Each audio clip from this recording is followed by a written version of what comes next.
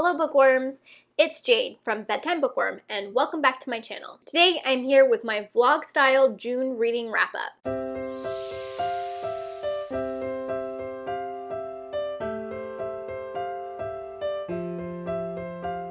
So the bad news about my reading in June is that I only read 3 books, which for me is a little on the low side. I like to shoot for 4 to 5 books when I can. At the same time, I think I'm gonna have to come to terms with only reading 3 to 4 books for the rest of the year each month, because now that the Watt-along or the Wheel of Time read-along has caught up to where I was in the series, I am having to read one of these books every month, which I love, but at the same time, every single one of them is a tome. They are all over 500 pages and are mostly closer to 1,000 than they are 500. So in my mind, each of those equals out to about 2 books anyways. So I'm just gonna have to mentally prepare myself for my number of books read each month being a little lower than what I've been averaging previously. But the good news about my reading this month is that I really enjoyed everything that I read. So the books that I read this month were Fate of the Tearling by Erika Johansen, which is the 3rd and final book in the Queen of the Tearling series. After that, I read Lifelike by Jay Kristoff, which is the 1st book in a new science fiction series. And then lastly, I read Lord of Chaos by Robert Jordan, which is the 6th book in the Wheel of Time series, and that was for the Watt-along. Out of these 3 books, I gave 2 of them 4 stars and 1 of them 5 stars. As usual, I will have timestamps down in the description box so you can jump to the parts of the video that you're most interested in watching. So if you want to hear more in-depth thoughts on what I thought about each of these books shortly after finishing them, then stay tuned.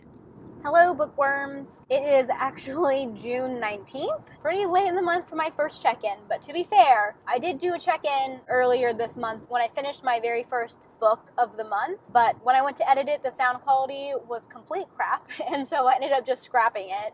I need to remember that using this mic setup when I'm doing like these car vlogs is the best way for me to get decent sound. But by now, I have finished 2 books. So the first book that I finished in June was The Fate of the Tearling, which is the 3rd and final book in the Queen of the Tearling trilogy by Erika Johansen. I'm actually glad that I ended up scrapping my first stab at talking about this book, because I don't think I really said all the things that I wanted to say. But also, since then, I have decided that this trilogy deserves its own review and its own spoiler discussion, because that ending deserves to be talked about. And that's definitely not something I can get in depth into in this reading vlog. So I will be going more into this trilogy as a whole and the ending of this finale in a later video. So Fate of the Tearling I mostly listened to on audiobook, which I got from my library. I also had a physical copy of it from my library. I actually really enjoyed the narrator, which is funny because a few months ago I had listened to a sample chapter and I didn't like the sample and I was kind of undecided if I would actually listen to it on audiobook. But now that it's all said and done, I think she's actually my favorite narrator out of the narrators that we've had. I think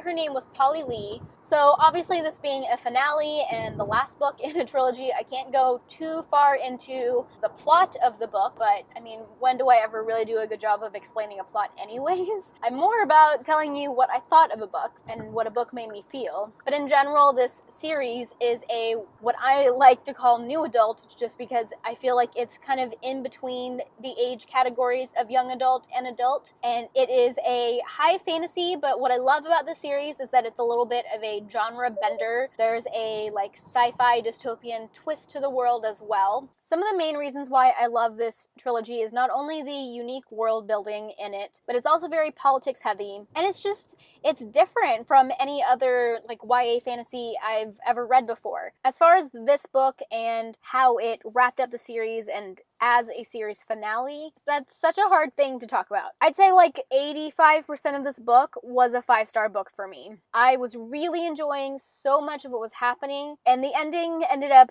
letting me down a little bit. So this ending is kind of like an infamous ending. It's very divisive. I think a lot of people hate it, but I have heard that a few people liked it. I kind of don't fall on either end of the spectrum. Basically, I don't love the way that it ended, but I don't hate it. I can definitely see why people hate it. It brought down my rating of the book from a 5-star to a 4-star, but at the same time, it surprised me. It was different. It was unexpected. And in some ways, it fit the story really well. You know, I've said in so many of the times that I've talked about this series that Kelsey, the main character, from the beginning has always done whatever is best for her kingdom. She always puts her people before herself. And the way that this ended, she definitely stuck to that.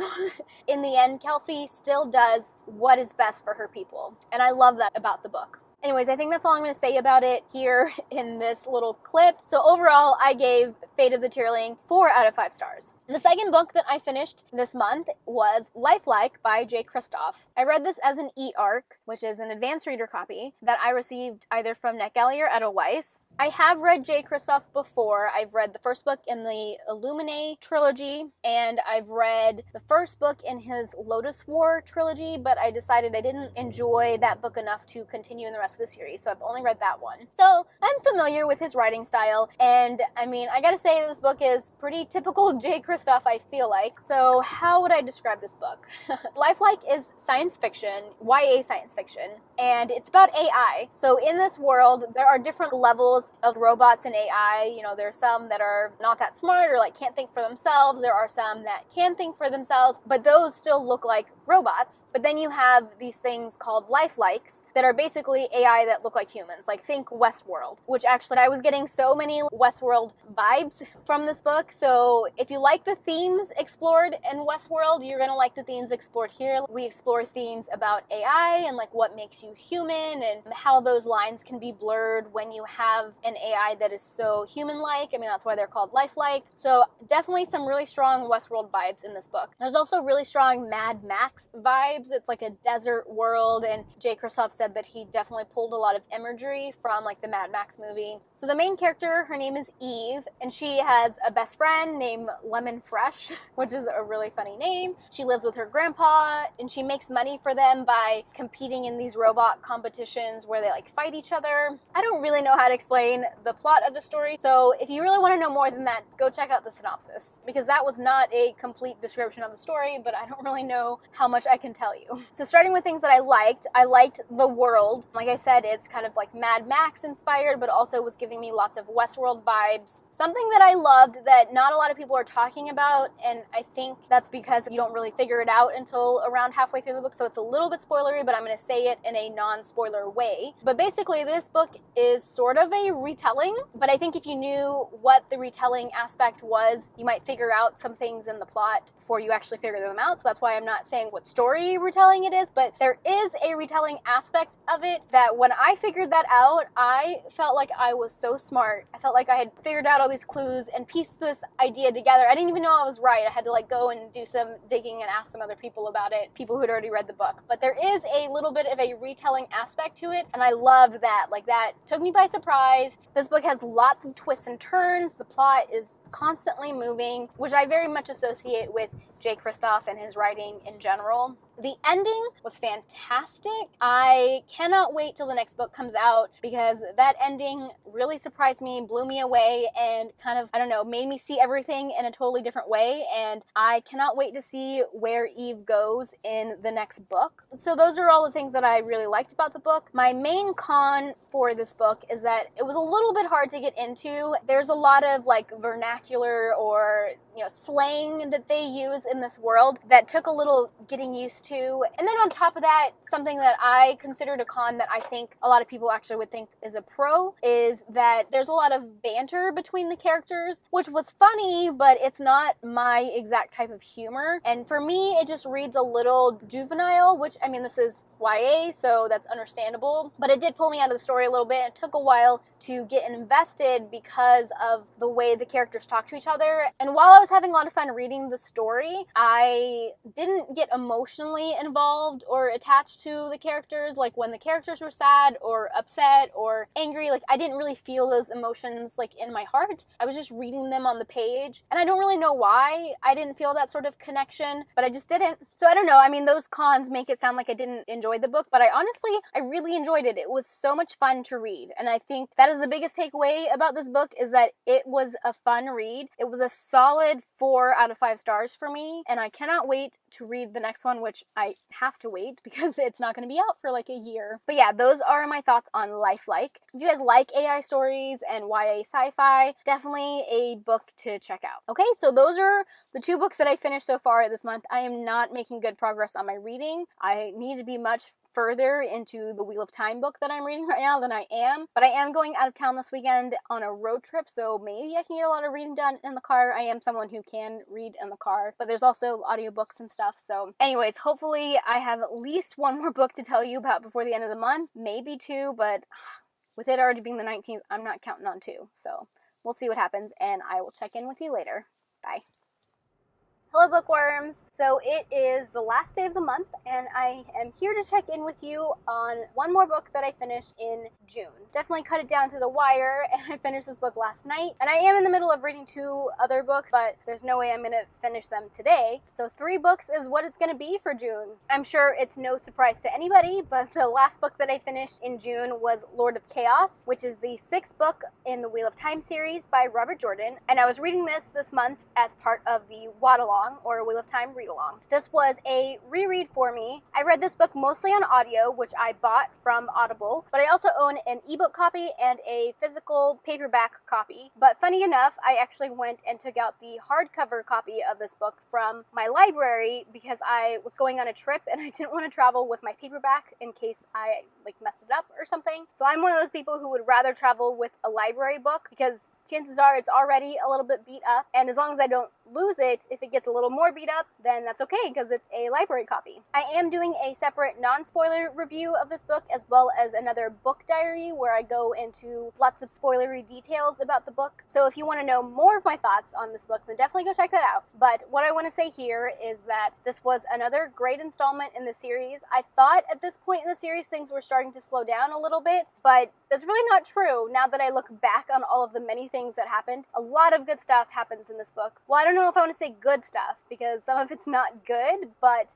really interesting plot stuff happens. There were some awesome character reunions. There were tons of funny moments. I think I laughed more in this installment of the series than I have in most of the prior books. I really enjoyed the humor. The ending was epic and brutal and definitely held some surprises. Even though this is a reread, I'm finally at the point in the series where I know a lot of the major plot points that happen, but I'm forgetting a lot of the details. So it's been a lot of fun to get to a point in the series where things are surprising me and unexpected things are happening again. The ending definitely left me dying to read the next book, which good thing because I'm reading the next book in July. I love binging series, so I'm so glad that I'm doing this read along and that all the books in this series are completed. Okay, sorry if there was a bit of an angle change. My phone overheated thanks to the Texas sun, but as I was saying, I'm just so glad that this series is completed and I can binge it because that is definitely my favorite way to consume series. Although I do have to say the only downside to reading these books so close together is that Robert Jordan does a really good job of reminding the reader of things that have happened in prior books or of reminding us of world building aspects, which I think works really well when people are reading the books spaced out and need those sort of reminders. But as someone who is binging them right now, as well as a rereader who is pretty familiar with the world, there's definitely a lot of padding in the book as far as Robert Jordan sort of regurgitating some of the world building. So that's the only downside to reading these so close together, I think, but logically I understand why they're written that way, and if I had to wait a year or 2 between books, I would want there to be that sort of reminder. Anyways, those are most of my spoiler-free thoughts on Lord of Chaos by Robert Jordan. Like I said, there will also be a non-spoiler review and a book diary, so check those things out if that's something you're interested in. Thanks so much for watching, and until next time, bookworms, keep reading. Bye!